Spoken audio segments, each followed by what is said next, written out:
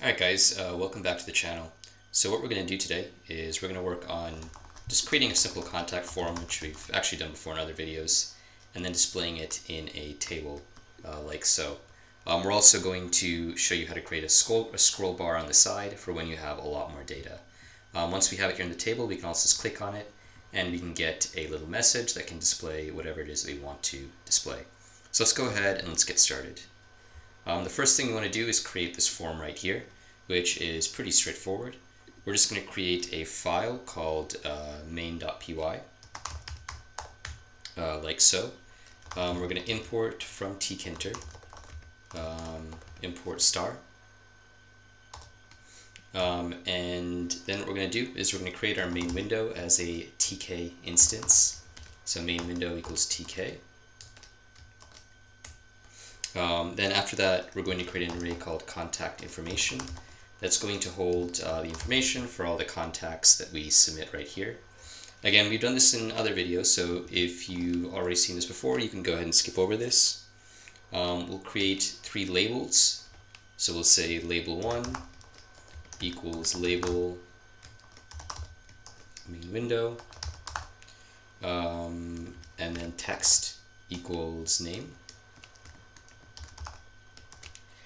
Keep in mind that this label right here, this corresponds to this label right here, this piece of text right here. So we're going to be creating these 3 labels, and then we're going to be creating inputs that match up to them in terms of position and in terms of functionality, followed by a submit button. So we're just going to copy paste this right here. We'll get label 1, label 2. Notice these labels are taking the main window that we've created here as an input, a Tkinter instance, a TK instance as input, and then we're specifying the text here. So we'll have text, phone number, and email address.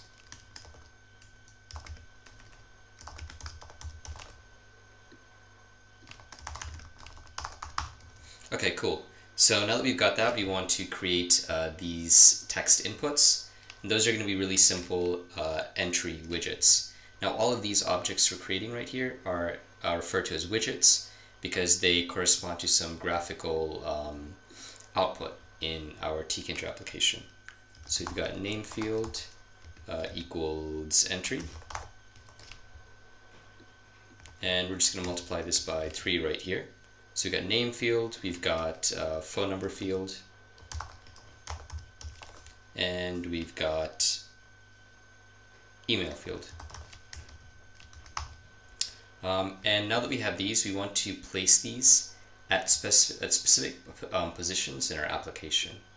So this is going to be at 50 pixels from this side, and these are going to be a little further along, and then this is going to start out, I think, at like 50 pixels, then 100, and then 150 pixels down from the top. So let's start with the first one, with the first label and name field pair. We've got label 1 dot place x equals 50, and then y equals 50, and then we've got phone number field equals our dot place, or sorry, we're going to have name field dot place,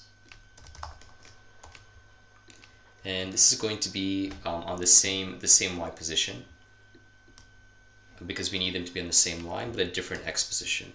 So x equals 250, like 250 pixels over, and then y equals 50. Let's go ahead and copy this for the rest of our text inputs and labels. So we'll make this label 2.place, and then that's going to be phone number field. Label 3.place, and that's going to be email field. And these are going to be at different positions. So this is going to be at 100. Because it's going to be further down right here. It's going to be below all the way down here. So y is 100, and this is going to be at 150. So that's pretty straightforward. Now that we've done that, we want to specify our button right here, and this is where things are going to get particularly interesting. So we're going to create a button widget. We're going to say contact list widget, or contact list button equals button main window, taking our Tkinter instance right here, so main window. Text equals submit, because submit is written right here.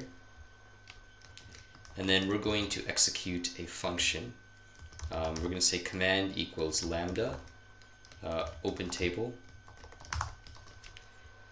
And so right here, basically, we're executing a lambda function whenever someone clicks on this button. That's basically a function that's being executed in line, in one line. And inside this function's anonymous function, we're going to run the open table function. So we're creating this lambda anonymous inline function, and inside of that, we're running the open table function. And that's something we're going to define up here. And that's going to take the input from the name field, phone number field, and email field at the time of submission. So we'll have name, phone number, and email, or yeah, we'll say email address field, or email address, and then contact information. So whatever is stored in this array is also going to go in here. So right here for our input, we're going to do name field. Actually, I think we can actually, all right, we'll just put return right here to close this function for the moment. I think right here we can actually just do this, just so we can see the entire line of code, but just split up into two lines. And right here we're going to do name field dot get, and that's basically just to get the value in this input right here. So we'll do that.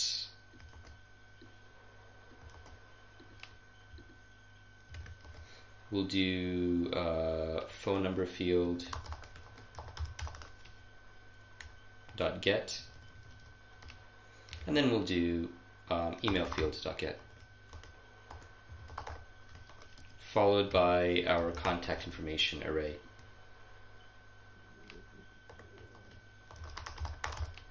Right? So this is what's going to take place when we click on the contact list button. And again, we need to place that contact list button. So remember, we're placing it on the same, or in line with our inputs, except it's going to be further down. So think same x distance, but different higher y distance. So we'll do right here, contact list button dot place, and we're going to have x equals 250, y equals 200. So now that we've done that, actually, we'll come back to this function in a second, but in order for our main window, for our TK instance to run, we need to do a few more things. We need to do main window dot geometry, which actually allows us to set the size of the window. And then we need to do main window.title, just to give it a title, and that's just going to be contact form. And then we need, okay, I forgot title right here. And then what we need is main window.main loop.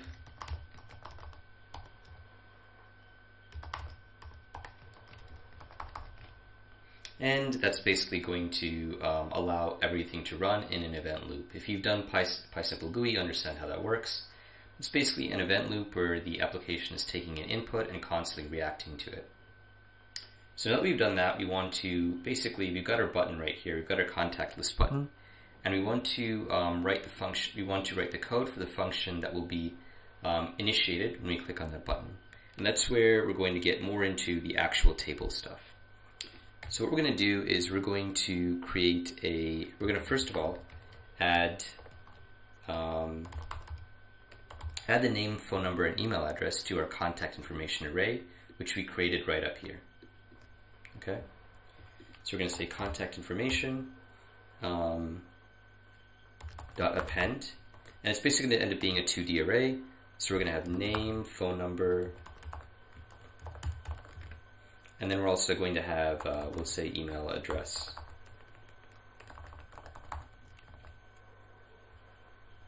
The next thing we're going to do is we're going to create a new window for the table to live in.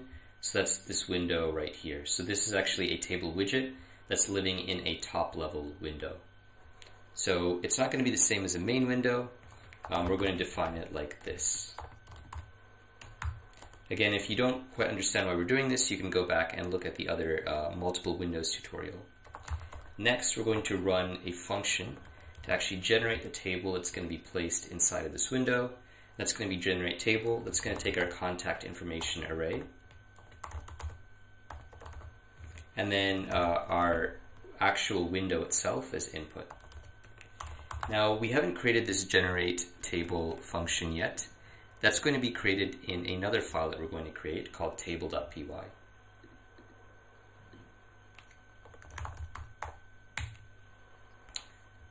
So right here, we're actually going to import. So we're going to say from table import generate table, which we haven't created yet. And we're going to go ahead and create that right here. Now, here in this file, we're going to do import Tkinter as tk, because we actually want to use the actual tk library in this format. Then we're going to say from Tkinter, we need to import an extra library called ttk, which is generally used for styling and for for changing the settings of Tkinter user interfaces in a more specific way. And then also right here, to kind of create this message box, we're going to say from tkinter.messagebox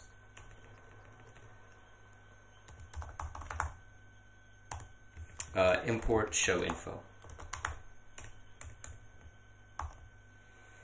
So we're going to create this function called generate table,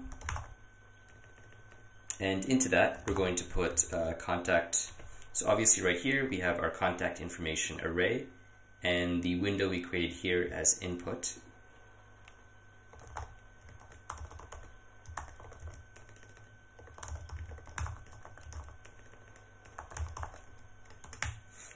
And then we're going to do a few things. First of all, we're going to create columns. And this is going to be in the form of a tuple, and we're going to have 3 columns. And these are really just going to be codes that correspond to each column. So it's kind of more like initializing columns, so to speak. And once we've done this, we're going to create something called a tree view widget. So this whole thing, this table in Tkinter, is actually referred to as a tree view widget. So we're going to say tree equals ttk.treeView, window, columns equals columns. So specifying that there are 3 columns with these that are indicated by these strings. So we're going to set the columns parameter equal to the columns tuple we created right here. So we'll say window, and then actually it's going to be table window. And then we're going to have show equals headings. Now that we've done that, we want to create some custom, we kind of want to customize each heading. By heading, we mean this name, phone number, and email address right up here.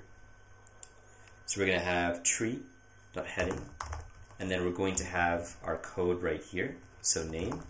And then we're going to specify what the actual text that the heading is right here, which is pretty much the same, just capitalized. So we'll say text equals name. We'll just copy and paste this for all the headings. So we've got phone number,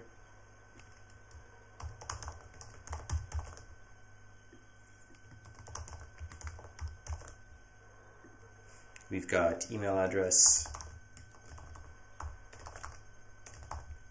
and we've got, yeah, so this is basically it. The next thing we want to do is we actually want to take our contact information that we've submitted and that's stored in this contact information array and stick it into this table right here. All right. So for that, we're going to do for contact in contact information.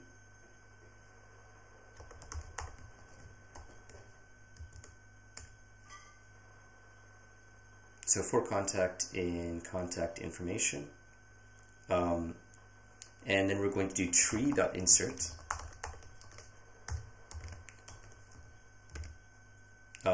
tk.end. So we've got this like blank string as our first input, which I assume means like starting from the beginning, tk.end.